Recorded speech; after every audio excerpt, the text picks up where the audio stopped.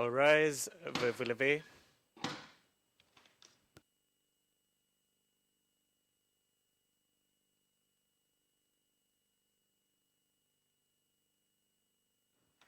Please be seated. Veuillez vous asseoir.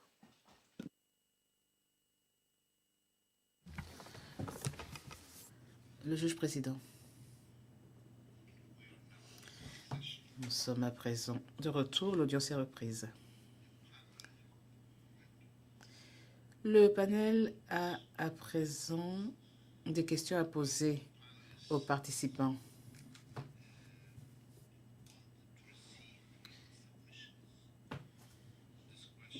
Quand bien même le panel ne voudrait pas recevoir des écritures sur cette question, il voudrait cependant entendre de la part des participants leur perception, leur compréhension du mot significatif conformément à la règle 223C.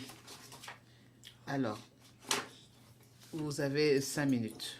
On va peut-être commencer par Maître Hooper. Qu'est-ce que vous entendez par significativement? Réponse. Eh bien, significatif,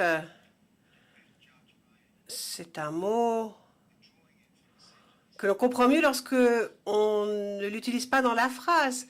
Lorsqu'on le supprime de la phrase, on a une phrase qui se lit « une cause d'instabilité sociale ». Point.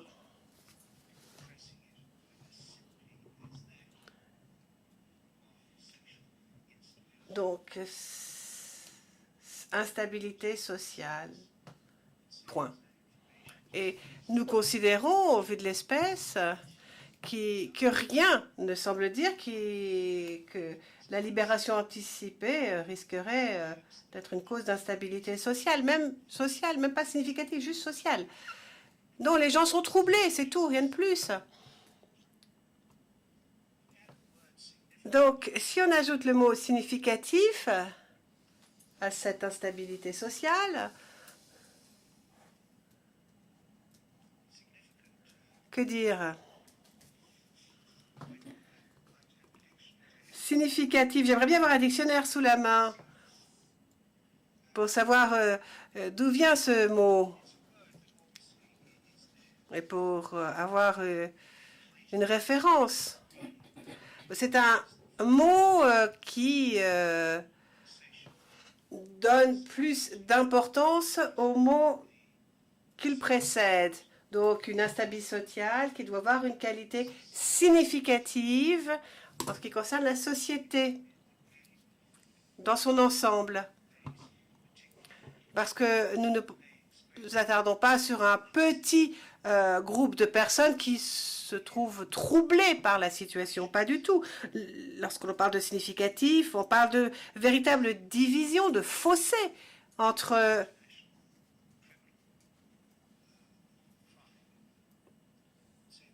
les communautés dans un contexte de crime international. Je pense que c'est à cette aune-là qu'il faut juger le mot significatif. Alors, je ne pense pas que les rédacteurs du statut voulaient en arriver à un moment ou une situation où on renvoyait les auteurs de crimes dans la communauté où les divisions étaient... pour qu'ils recréent les divisions qui avaient existé précédemment. Or, ce n'est pas du tout le cas à l'heure actuelle. Merci. Je vous remercie, Maître Hooper. Madame Brady? Oui, vous avez la parole. Vous avez 5 minutes pour vous exprimer. Je n'aurai pas besoin de 5 minutes, Monsieur le Président. Merci. En ce qui concerne votre question, Monsieur le Président, le sens qu'on doit donner au mot significatif, conformément à la règle 223, 23, c'est quelque chose qui est plus qu'un risque. Au-delà de cela, ça va en fait dépendre du cas par cas et des faits qui prévalent dans chaque cas. Je vous remercie. Monsieur Levendica.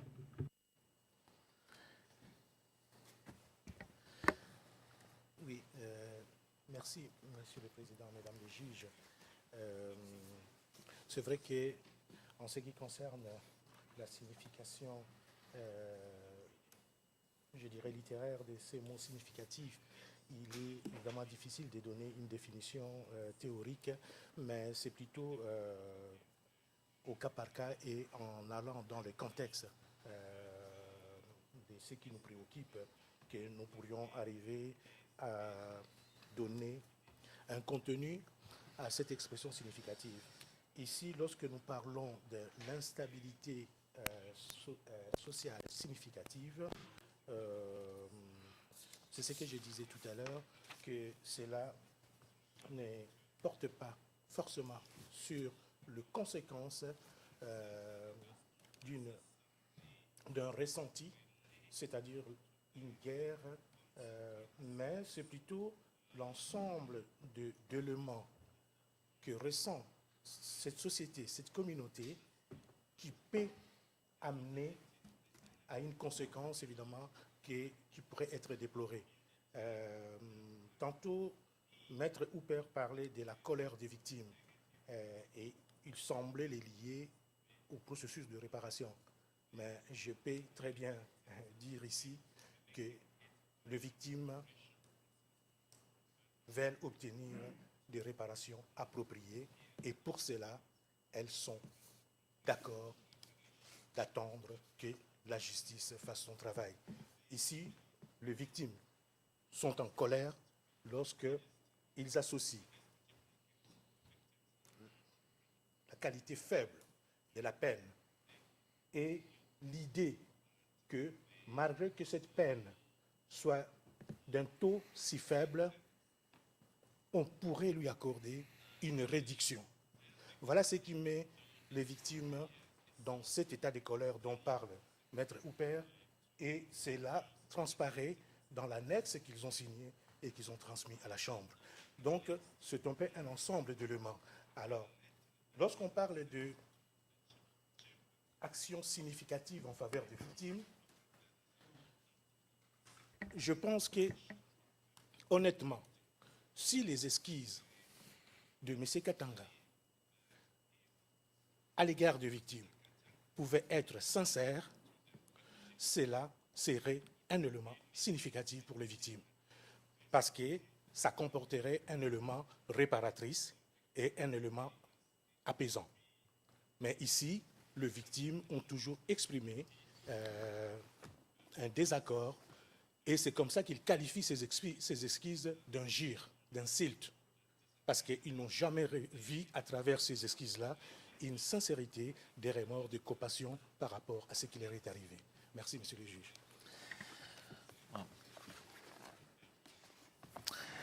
Le Président, je vous remercie. Nous sommes arrivés à la fin des questions que voudrait poser le panel. Maintenant, M. Katanga, vous êtes invité à vous adresser au panel. Vous avez 10 minutes. Vous pouvez commencer.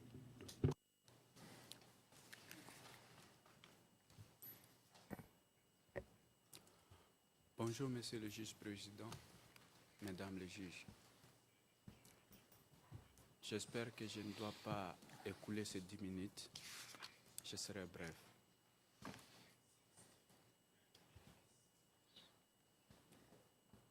Monsieur le juge-président, Mesdames les juges, lorsqu'une personne accusée a été reconnue coupable, sa valeur humaine s'effondre. La crédibilité de sa parole en pâtit.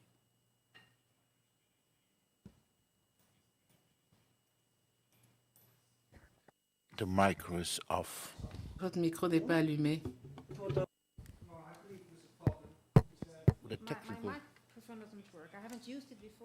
La juge Van de Weyer, le micro ne marche pas et mes écouteurs ne marchent pas non plus. Maître Hooper parlant hors micro. Le président, que se passe-t-il? I can hear it in English, but not in. Ah, ok. D'accord. Or if he speaks louder, that would be fine as well.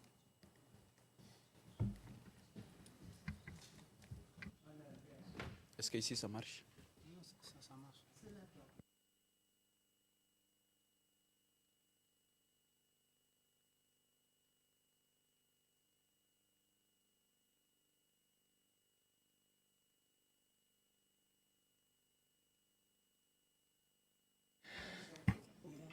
Le président. Reprenez, s'il vous plaît, Monsieur Katanga. Et vous avez toujours 10 minutes, bien sûr.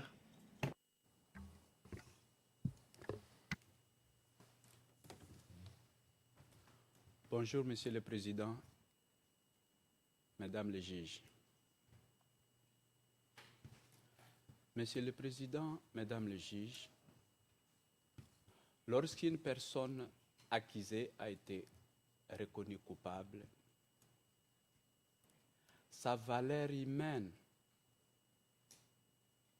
s'effondre,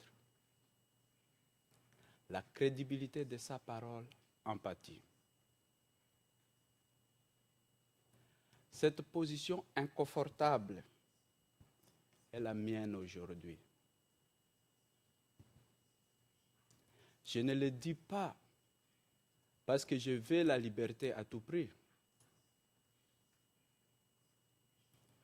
Peu de gens peuvent faire confiance à mes paroles, quand bien même celles-ci viennent du fond de mon cœur.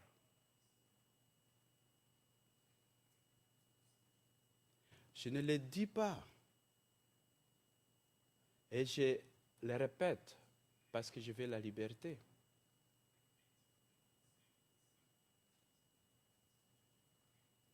Ce que je dis vient de mon fond de cœur et traduisent ma profonde conviction. Et en plus forte raison, les victimes de mes actes. Car la douleur qu'elle porte est immense. J'en suis conscient. Je l'ai expérimenté personnellement avec le décès de mon petit frère. Et tout récemment avec celui de mon père. Cette expérience me permet de mieux appréhender combien pénible est la perte de notre chair. Ceci est d'autant plus pénible encore pour les victimes de Bogoro qui ont perdu les leurs dans des circonstances violentes.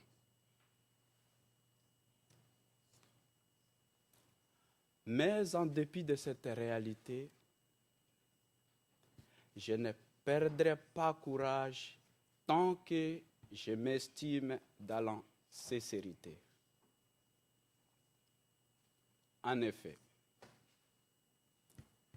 à travers le procès, j'ai eu à prendre conscience des rôles que j'avais personnellement joués lors de l'attaque de Bogoro et de l'ampleur des souffrances infligées aux victimes de cette attaque. Aujourd'hui, je voudrais, par votre intermédiaire, Monsieur le juge, Monsieur le Président, m'adresser aux victimes dont la douleur exprimée dans leur déclaration m'a profondément affecté. J'espère vivement que mon message les atteindra. Monsieur le Président, Mesdames les juges, j'ai lu les réactions des victimes exprimées par le truchement de leurs représentants légaux. J'y vois plus l'expression de leur douleur de leurs souffrances. Et je les ai reçus avec un sentiment de profond respect. La souffrance infligée aux victimes est réelle. Je l'ai reconnue. Je l'ai regretté. Je l'ai regretté. Je la regrette encore aujourd'hui et jamais je ne la mépriserai.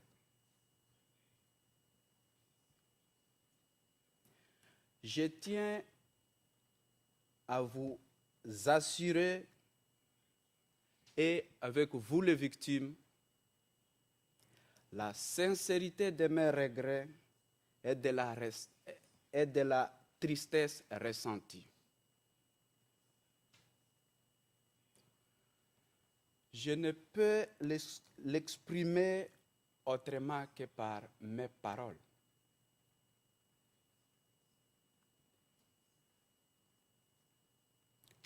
Je suis désolé d'apprendre que certains miliciens perturbent encore la sécurité dans la région, particulièrement chez les Ngiti. J'espère que la situation des milices dont je n'ai pas contact va s'améliorer. Je suis tout aussi disposé à travailler en collaboration avec la MONUSCO et le gouvernement de la RDC pour les assister si possible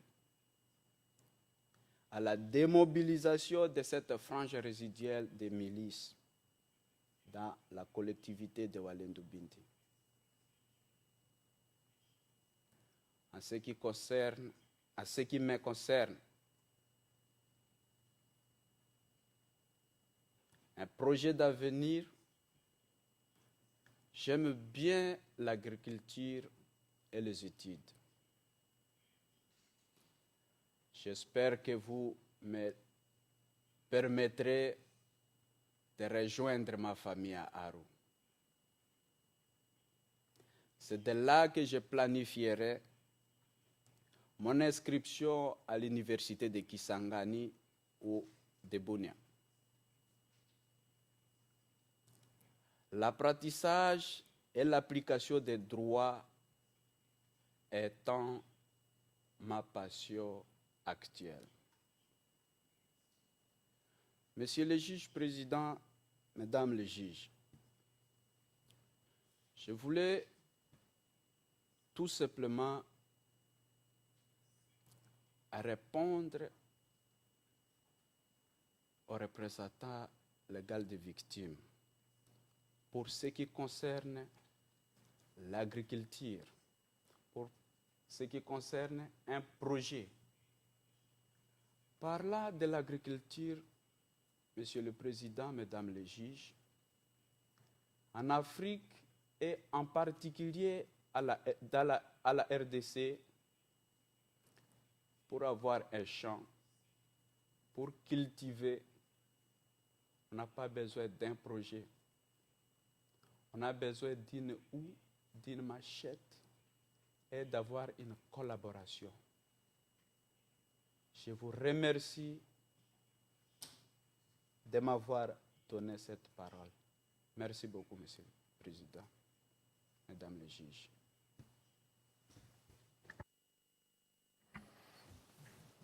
Thank you very much. Le Président, je vous remercie infiniment, Monsieur Katanga. Le panel vous assure qu'il va prendre en compte, dans la mesure du possible,